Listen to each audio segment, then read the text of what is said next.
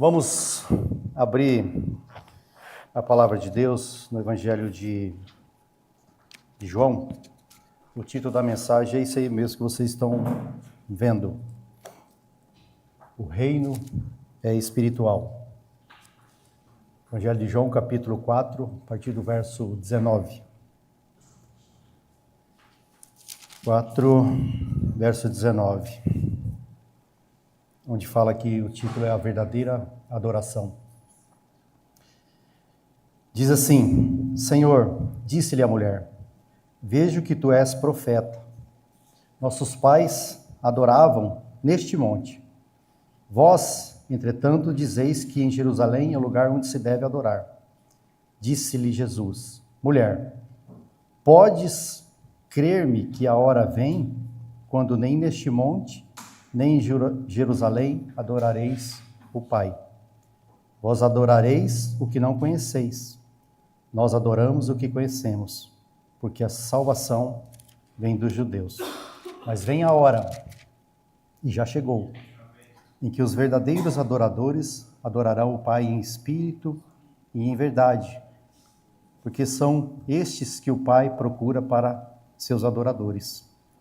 Deus é espírito, e importa que os seus adoradores o adorem em espírito e em verdade. Eu sei, respondeu a mulher, que há de vir o Messias, chamado Cristo. Quando ele vier, nos anunciará todas as coisas. Verso 26 diz assim: Disse-lhe Jesus: Eu sou o que falo contigo. Irmãos, escolhi esse título para a mensagem, já vem, sim, do meu coração há um bom tempo, né? E o Éder deu o pontapé inicial na semana anterior. Ele falou sobre a edificação de Deus. E ele explanou o que é a edificação de Deus.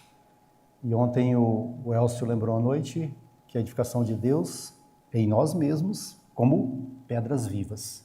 Essa é a edificação de Deus. E você ouvia no passado, e hoje ainda você ouve, fala assim: fulano de tal vai montar uma igreja, vai construir uma igreja. Aí você já começa a pensar, lógico que isso no nosso meio já está descartado há muito tempo, né? Pensar num templo, numa estrutura, num salão confortável, como igreja. Mas a igreja, a edificação que Deus quer, são essas pedras vivas, é o seu corpo. E o irmão, eu vou repetir aqui que o irmão falou, e ele disse lá em Mateus 16, quando Jesus fala assim: e sobre esta pedra eu edificarei a minha igreja. E louvado seja o Senhor, que foi Ele que disse isso. Não partiu da boca de nenhum dos discípulos, nem de ninguém sobre essa face da terra. Mas Ele disse: eu edificarei a minha igreja. E quando Ele disse isso, tem uma observação lá que Ele só disse isso.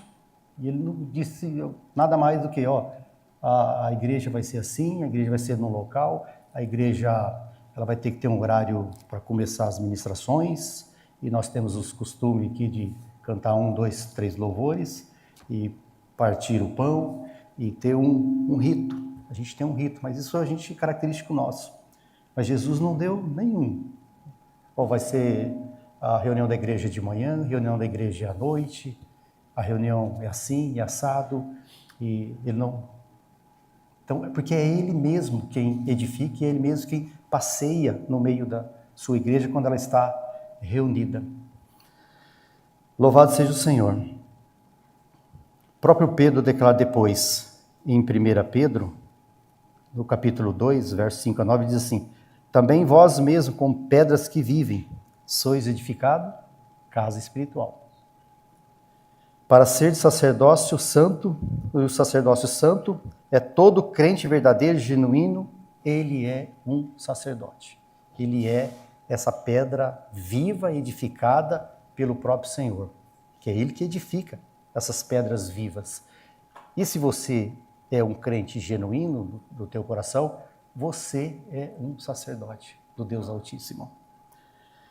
Verso 9, nessa epístola de Pedro: Diz assim: vós, porém, sois raça eleita, sacerdócio real, nação santa, povo de propriedade exclusiva de Deus, a fim de proclamar as virtudes daquele que vos chamou das trevas para a sua maravilhosa luz.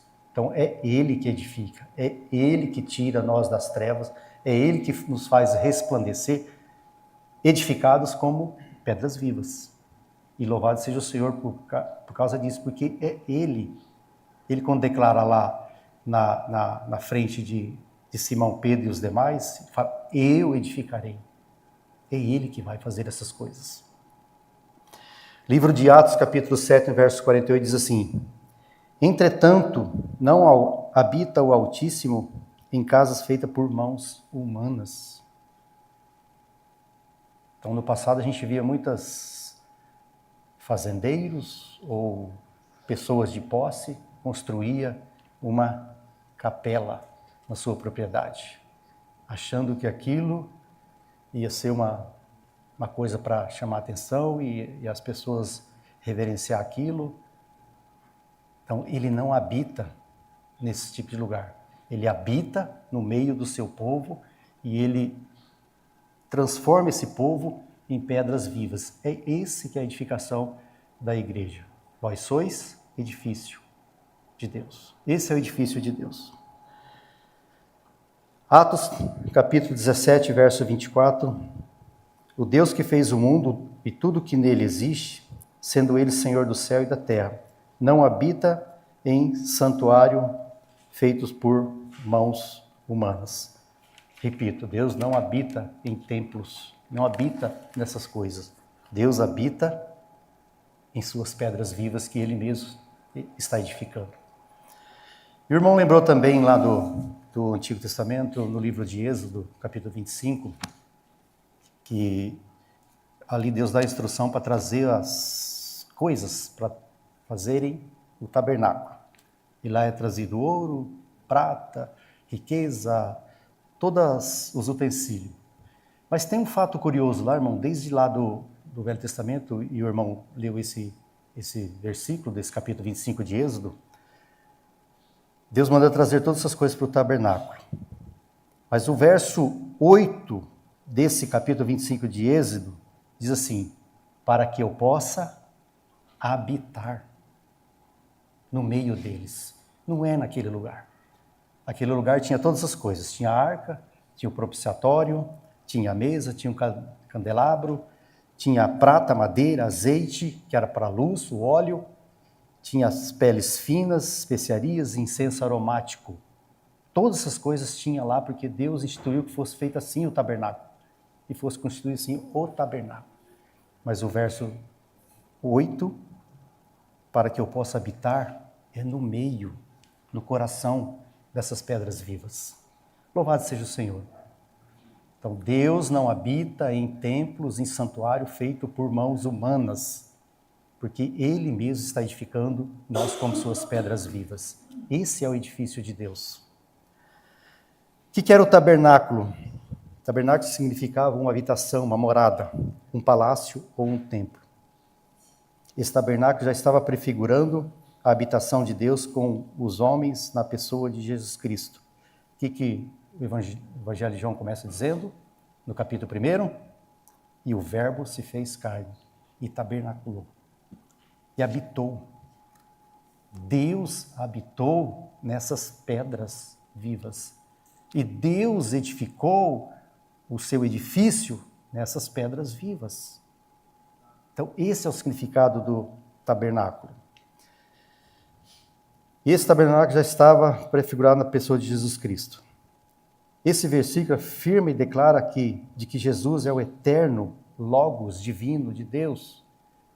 E eu sempre fico pensando assim, que tem duas coisas que eu acredito fielmente que Deus concedeu para nós. O primeiro, graça. Graça é Deus encarnado e habitando em nós, habitando na sua igreja. Isso é graça. E o segundo é a nossa salvação. Como não nos encantar com esses dois benefícios que Deus concedeu para as suas pedras vivas que estão sendo edificadas nele? O Evangelho de João, Jesus diz, eu sou, trazendo a reivindicação de sua divindade, que está explícita. Eu sou a videira verdadeira, eu sou o pão da vida, eu sou a luz no meio das trevas. Então, esse tabernáculo de Deus no nosso meio, no meio das suas pedras vivas, no seu edifício, ele tem que ser o eu sou. O eu sou edificador, eu sou pedra viva, eu sou a luz no meio das trevas, eu sou a videira verdadeira.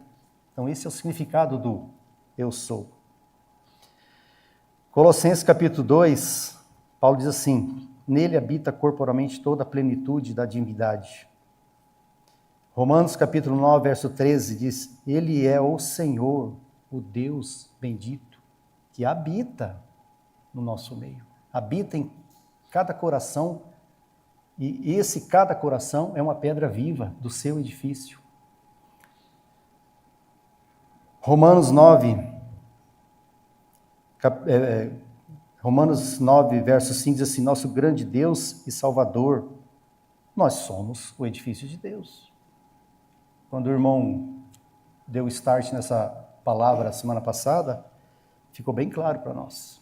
Somos o edifício de Deus. E Ele trabalha noite e dia para edificar esse edifício de Deus. Eu mesmo edificarei esse edifício, como pedras vivas que sois vós.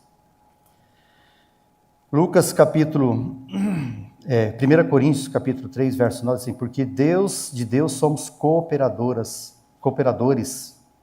lavoura de Deus, edifício de Deus. Olha o apóstolo repetindo de novo. Vós sois edifício de Deus. O que isso significa? Que a igreja é composta por crentes, pedras vivas. Que a igreja é uma construção espiritual viva, onde Deus habita, tendo Cristo como fundamento e tendo como propósito a morada de Deus no Espírito. Então, se orgulhe e agradeça a Deus e possa descer no seu coração, você é um edifício de Deus, onde Ele habita. Porque de Deus somos cooperadores, lavoura de Deus, edifício de Deus. Jesus como alicerce, Cristo é a pedra fundamental sobre o qual a igreja é construída, tornando-a firme e sólida. Cada pessoa, cada crente é uma pedra viva, sendo parte deste edifício. Morada de Deus, um lugar de convivência fraterna e santidade. Você é morada de Deus. Você é o edifício de Deus. Ele convive em você. É uma morada fraterna, de santidade. E isso é uma obra contínua, é um processo de edificação contínuo, onde Deus trabalha e aperfeiçoa a pessoa para crescimento. Em resumo, o edifício de Deus é a comunidade dos fiéis, uma estrutura espiritual, forte e viva, onde Deus se faz presente. Vós sois edifício de Deus, vós sois cooperadores de Deus, vós sois lavoura de Deus. Esse é o edifício de Deus que Ele continuamente está trabalhando em cada um de nós. Louvado seja o Senhor. Amém?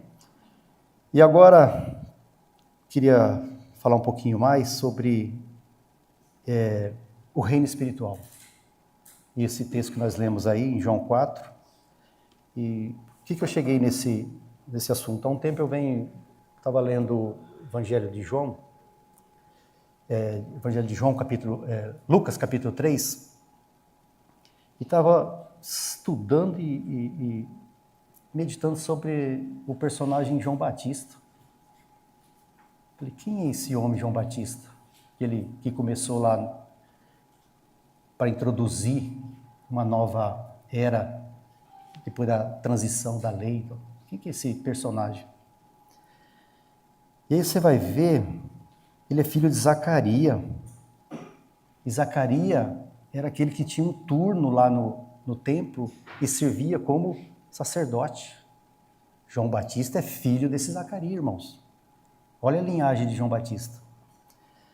E a mãe de João Batista, quem era? Isabel. E ela era estéril e avançada em idade. Ela, Isabel. E olha só quem era Isabel. E eles tiveram, Zacarias e Isabel tiveram João Batista milagrosamente. Isabel era prima de Maria, mãe de Jesus. Só que tem uma curiosidade aqui. Isabel era descendente de Arão. Sabe quem que era Arão? Arão era o primeiro sacerdote que servia no templo lá. Olha a linhagem desse personagem, desse homem chamado João Batista. Lucas, capítulo 3. Olha quem é esse João Batista. João Batista foi educado pelas ações religiosas do templo, onde seu pai era Zacarias, era sacerdote, sua mãe pertencia a uma sociedade chamada Filhas de Arão. Aí chegou um período, acho que de uma maturidade, João Batista foi para o deserto. Olha de onde que ele saiu. Olha da educação que ele teve. Olha a linhagem que ele tem. E tem uma palavra, um versículo curioso, em Lucas capítulo 3, parte B do verso 2, assim: veio a palavra de Deus a João, vírgula, filho de Zacarias, vírgula, no deserto. Que curioso, irmãos. Por que ele não quis receber, porque ele não quis herdar esse mote de sacerdote? Olha a linhagem dele. E nós temos falado no nosso estudo aqui no sábado à noite, que Deus, ele sempre acha um remanescente. Quando a geração se perde, quando o reino se perde, quando o rei se perde, mas Deus, ele acha remanescente. Eu fiquei pensando, por que a palavra de Deus não estava lá no templo com os sacerdotes? Por que Deus teve que tirar alguém e jogar no deserto para poder falar? Então, Deus não fala exclusivamente no templo. Deus fala em pedras vivas.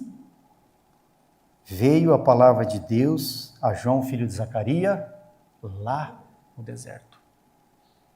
E aí inicia toda a história que nós conhecemos. Lucas capítulo 1, verso 57, Isabel cumpriu-se o tempo de dar à luz. Deu à luz a João Batista. E no mesmo livro de Lucas, capítulo 1, verso 80, o menino crescia e se fortalecia em espírito, e viveu nos desertos até o dia em que havia de manifestar-se a Israel. Ele foi educado lá dentro, criado lá dentro do templo, todo moldadinho, todo cuidadinho, todo educado, todo a lei assim, a lei assado, tal. Mas é lá no deserto que Deus falava com ele, como uma pedra viva. Agora, você imagina você encontrar esse personagem hoje no centro de uma cidade. Lógico que você não vai encontrar, você vai encontrar nos arredores aí, de uma cidade, esse personagem lá. Ele não devia ser bonito, não devia ter um cabelo alinhado, não devia ter uma barba bem feita, que é o que nós vemos hoje dentro dos templos. Não devia andar perfumado, não devia estar com um calçado bonito nos seus pés, não devia ter um relógio bom no seu pulso. Olha a vestimenta dele, peles de camelo. E você imagina ele mesmo lá, sacrificando um camelo lá no deserto e costurando a sua própria roupa. E do que ele se alimentava? Certamente ele tomava água, certamente ele devia ter uma tenda, um lugar para ele dormir, para ele. Mas você imagina você encontrar esse personagem. Mas veio a palavra de Deus a João no deserto. Deus procura remanescente hoje. Deus procura e Ele edifica suas pedras vivas do jeito que Ele quer e como lhe apraz. E Ele fala, não somente no templo, mas através de cada um de nós. A mensagem de João Batista não era dele mesmo, mas a palavra do próprio Deus. Ele não devia ter aprendido lá no templo, quando foi educado até uma certa idade lá dentro. Ele tinha todo o conhecimento da lei, mas ele não externou isso para ninguém lá fora. E o que ele externou foi a palavra do próprio Deus. João buscava uma mudança no coração dos judeus. Pregava batismo de arrependimento e remissão de pecados. E quando nós lemos aqui no Evangelho de João, no capítulo 4, da mulher samaritana, é outro exemplo. Ela não achou no templo o Deus dela. Ela achou lá, afastado fora da cidade, no poço. João capítulo 4, verso 15 diz assim: Disse-lhe a mulher: Senhor, dá-me dessa água, para que eu não mais tenha sede, nem precise vir buscá-la. E ela encontrou essa água viva lá, fora da cidade, lá fora do templo, preparado pelo próprio Senhor. Veio a palavra de Deus no coração daquela mulher samaritana. E ela fala assim, o que ela fala aqui do templo?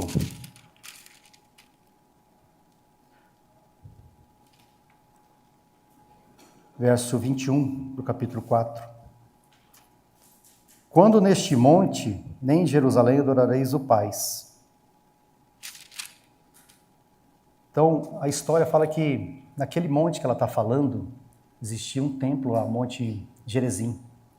Existia um templo lá, que os judeus sempre iam lá nesse monte adorar, buscar a Deus nesse templo.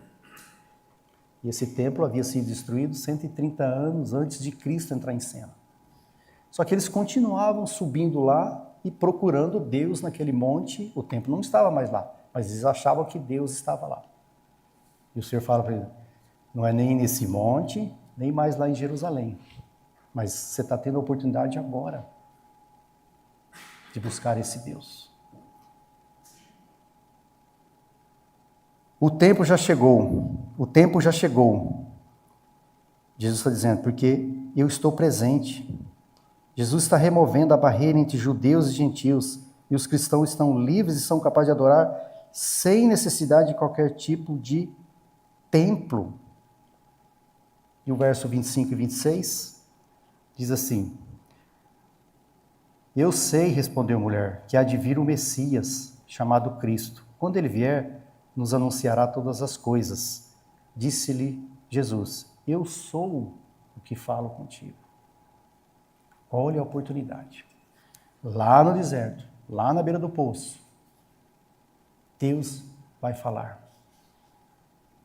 E João Batista, uma pedra viva lá no deserto, Deus falou com ele. Mulher samaritana, lá na beira do poço, pedra viva, e desejou ver o Senhor, e o Senhor se mostrou para ela. E os olhos se abrem a partir dos versos 25 e 26, que nós acabamos de ler. E ele fala assim, a verdadeira adoração é em espírito e verdade. Jesus ensinou que a adoração verdadeira não está ligada a um lugar físico, mas a entrega sincera a Deus em espírito e verdade. Ela se entregou. Jesus está mais perto da mulher perdida, que ela estava perdida. Jesus está mais perto dessa mulher que estava perdida, procurando o templo, procurando coisas, procurando lugar para adorar. Jesus estava perto dela do que aqueles que se consideram os achados de Deus. E ela confessou no seu coração. E Jesus a viu. E Jesus habitou nela e ela virou uma pedra viva, como edifício de Deus. Lucas 17, verso 20. Interrogado pelos fariseus sobre quando viria o reino de Deus, Jesus lhe respondeu: não vem o reino de Deus com visível aparência, nem dirão, ei-lo aqui, ei-lo lá, está vindo, ele vai aparecer amanhã, daqui 10 dias. Ele não tem visível aparência. Jesus apresenta o reino como realidade presente. A mulher samaritana experimentou uma realidade presente. Eu sou o rei do reino. E ela recebeu isso. Está presente como realidade interior já no coração das pessoas. Romanos capítulo 14, verso 17 diz assim: porque o reino de Deus não é comida nem bebida, mas justiça e paz e alegria no Espírito Santo. Então o reino não vem com aparência, não vem nada exterior. O reino não é algo visível, não é algo físico, externo, não é templos, não são símbolos que mostra o reino. O reino está dentro de cada pedra viva. É uma mudança interna, ela é espiritual. Ele está dentro das pessoas que creem em Jesus Cristo. Ele é uma transformação interna, ele é de dentro para fora. A tarefa da igreja é tornar visível o reino invisível de Deus através da vida e do testemunho fiel dos cristãos.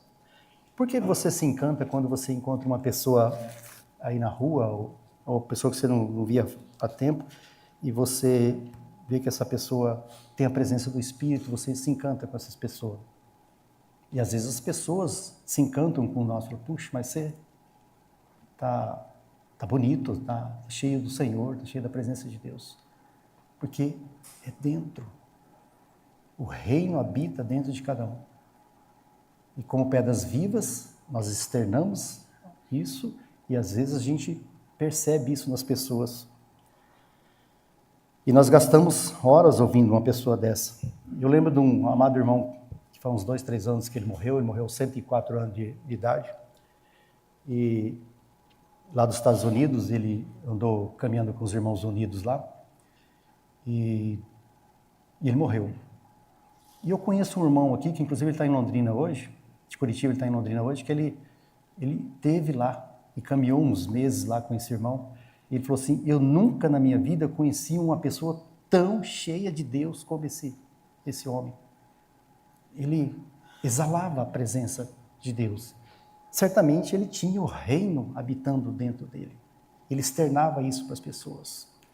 Mas esse amado irmão, já avançado em anos, toda vez que ele ia ministrar para uma assembleia, ou ele ia falar, ele falava assim, nunca se esqueçam, eu sou um mero pecador que graça ganhou. Mesmo esse homem, habitado pelo reino, ele declarava isso. Na sua humildade, na sua simplicidade, sem nenhuma altivez. Sou um mero pecador que graça ganhou.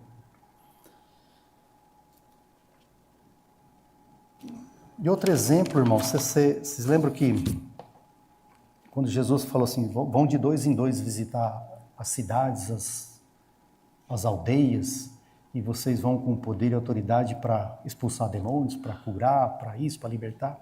E eles saíram e foram. E eles, de uma certa maneira, eu também voltaria, eles voltaram encantados, perplexos com aquilo que eles tinham feito com as pessoas e com as aldeias, com as curas, coisa e tal. E eles relataram isso para o Senhor. E o Senhor já cortou eles logo no início, falou assim, não se encantem com isso não. É porque o nome de vocês está no livro da vida. O nome de vocês está nos céus, está arrolado lá. É por causa disso. Não vai se empolgando com isso não, senão daqui a pouco vocês ultrapassam a doutrina, ultrapassa o objetivo pelo qual vocês foram e já cortou mal pela raiz. Mas afinal, irmãos, já terminando, o que é o reino para nós hoje? O que significa o reino para nós? não é essa igreja ou aquela igreja. Isso aqui é uma declaração do Hernandes Dias Lopes. Tá? Ontem eu estava vendo isso e falei, vou anotar isso que é importante, é legal. E o que é o reino para nós hoje? Não é a nossa igreja, não é aquela igreja, não são as denominações e nem a somatória de todas as igrejas. Isso não é o reino. Não, quando Jesus chega para habitar num coração, aí está o reino. O reino está dentro de vós. O reino está dentro de vós porque vós sois edifício de Deus. E ele edificou isso para si. Lucas capítulo 17, verso 21, mostra uma realidade interna e espiritual. Manifesta na transformação do coração e na presença do Espírito. É uma realidade que deve ser vivida e sentida. O reino é uma realidade espiritual. Ela não é para o futuro, mas é algo espiritual que já está presente no coração de cada pedra viva hoje. Isso é o reino. Buscar essa realidade e encontrar dentro de si mesmo. O reino é uma experiência de vida espiritual que se manifesta de dentro para fora. É a presença do rei. Aí ela tem duas características. O reino da graça. Jesus edifica a sua igreja. Jesus governa a sua igreja. Jesus governa todos nós como igreja. É o reino da graça. E o reino da glória? O reino da glória, ela mostra que a igreja é triunfante. Ela mostra que a igreja é glorificada. E ela é glorificada com Jesus para sempre. A igreja não é algo físico e não tem nenhuma geografia. O reino não está aqui ou o reino está lá. O reino está dentro de nós, como pedras vivas. Isso são palavras do Senhor, irmão. Não sou eu que estou defendendo essa tese. O reino está dentro de cada um. Por isso que Jesus disse a Pilatos, o meu reino não é deste mundo. E a porta de entrada do reino é o quê? O que todos começaram pregando? Arrependimento. Essa é a porta de entrada para o reino. Arrependei-vos, porque está próximo o reino de Deus. Não se entra fisicamente dentro de um templo, porque não tem porta para entrar. Ela não é um local, ele não é um edifício ou um templo. Entra no reino pela porta do arrependimento. O reino está dentro de vós. Como é que o reino vai entrar? Como é que você vai externar o reino se você não se arrependeu? Jesus disse claramente para Nicodemos, se você não nascer de novo, não pode ver e nem entrar no reino. Falar isso com um homem, doutor da lei. Por que Jesus falou isso para ele? Porque não viu nenhum arrependimento daquilo. É algo tão simples. Se arrependa e você abre uma porta no seu coração para o reino habitar em você. Se você não nascer de novo, não pode ver o reino nem entrar no reino. Ou seja, ninguém entra no reino sem arrependimento e novo nascimento. Se você não nascer de novo, você não pode ver. Se você não pode ver, você não pode nem mesmo entrar no reino. Se Jesus governa o seu coração, aí está o reino. Se Jesus manda na sua vida, então chegou o reino no seu coração. Não mais eu, mas Cristo em mim. O que João Batista declara lá? Cresça o Senhor em mim e diminua eu. Se Ele não manda na sua vida, então chegou. Afinal, o reino de Deus é alegria no Espírito Santo. Jesus está na sua casa. A vizinhança toda sabe. Se Jesus está lá na sua casa, habitando na sua vida e na sua casa, no seu dia a dia, a vizinhança toda percebe isso. Eu estava ali, estava me lembrando que em 2003, 2004, mais ou menos, a gente morou ali no Shangri-La B, e a gente estava, acho que no início a caminhada com a vida da igreja e tocava o dia inteiro hinos. A gente tinha um aparelho de som lá, os CDs, tocava o dia inteiro. Do lado direito tinha uma vizinha lá que brigava noite e dia com o marido, tinha uma filha pré-adolescente e tinha conflitos e brigas. Mas por várias vezes aquela vizinha corria lá em casa e pedia para a Edilane orar com ela. Aí eu lembrei disso. Se o Jesus está na sua casa, a vizinhança toda percebe. Se Jesus está no seu dia a dia, lá no seu trabalho, na faculdade, os teus colegas de trabalho vão perceber. Quem corre o dia a dia do seu lado vão perceber. E vai chegar uma hora que vai recorrer a você para você estar orando com essa pessoa. Porque o mundo aí fora é perverso. As pessoas passam por tribulações, nós também passamos, mas nós sabemos lidar, nós sabemos a quem recorrer, ao Rei do Reino. E o que é o reino? O reino são os humildes de espírito. O reino são os que choram. O reino são os mansos de espírito, são os misericordiosos. O reino são os puros de coração, o reino são os pacificadores. O reino são daqueles que têm fome e sede de justiça. O reino são daqueles que são perseguidos. O reino são os que têm... Neste reino, o maior é o menor. Neste reino, quem quer ser o primeiro tem que ser servo de todos. Essas são as características daqueles que pertencem ao reino. Quer ser o primeiro? Seja servo de todos. Neste reino, Deus alimenta os famintos e dispersa os abastados. Lembra que assim, aquele que repartir a sua túnica faz parte do reino. Aquele que é convidado para andar uma milha, mas se autoconvida a andar com aquela pessoa a outra segunda milha, são do reino. Neste reino, Deus exalta os humildes e derruba os soberbos. Neste reino, é o reino que vence preconceitos. Jesus alcança os gentios, que somos nós. O reino era para os judeus. Mas nesse reino, ele tirou toda essa barreira, ele nos alcançou. A mulher samaritana é escolhida, ela torna-se missionária. Você lembra que o habitante de Samaria era aquele que habitava na terra dos excluídos. Eles estavam jogados no lixo. E o rei do reino foi lá e resgatou essa mulher e transformou ela numa pedra viva. E quando ela volta lá para Samaria, o que ela vira lá? Uma missionária. Então, este reino vence preconceitos. Jesus alcança Mateus, um cobrador de impostos.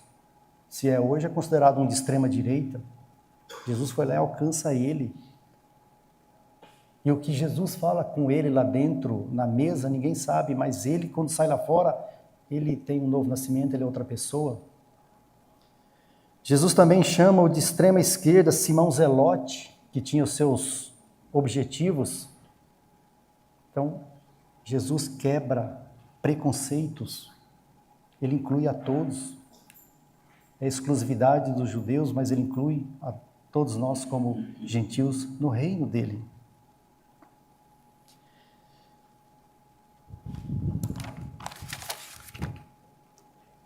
Jesus chama para esse reino homens iletrados, os pescadores, e os transforma em apóstolos.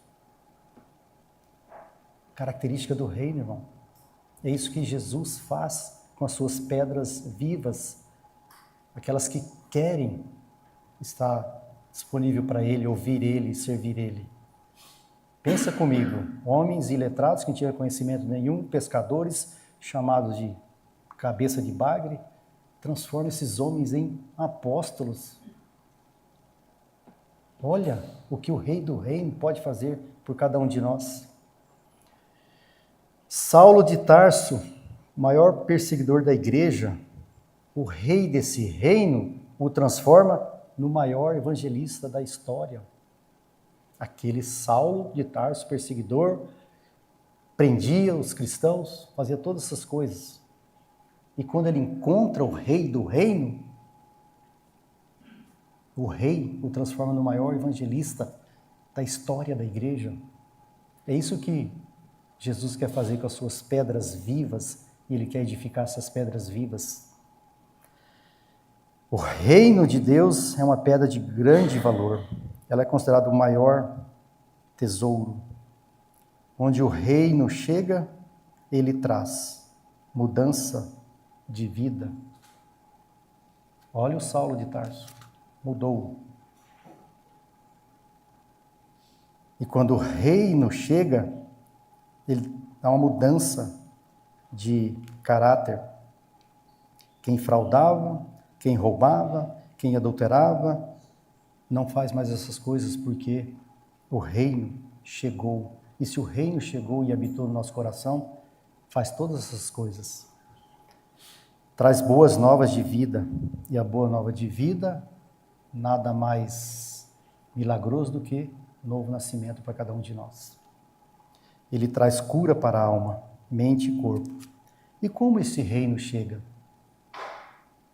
Apocalipse, capítulo 11, verso 15, diz assim: o reino do mundo se tornou do Senhor e do seu Cristo, e ele reinará para todo o sempre.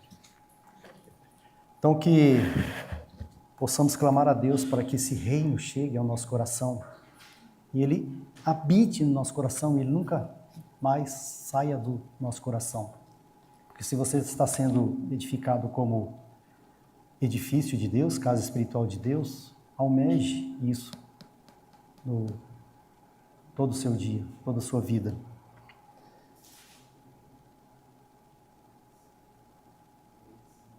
E aí Apocalipse 21 diz assim: e me mostrou a santa cidade, Jerusalém, falando da nova Jerusalém, que descia do céu da parte de Deus, a qual tem a glória de Deus. Tudo isso que nós falamos de edifício de Deus, igreja e o reino, tudo isso é espiritual. Quando nós olhamos para a nova Jerusalém descendo do céu, ataviada, também é espiritual. Isso tudo termina no triunfo final de Deus, que é o governo de Deus sobre a tua igreja, edificada nele mesmo, e pedras vivas como edifício de Deus, e o reino habitando no nosso coração. Amém? Bom dia a todos.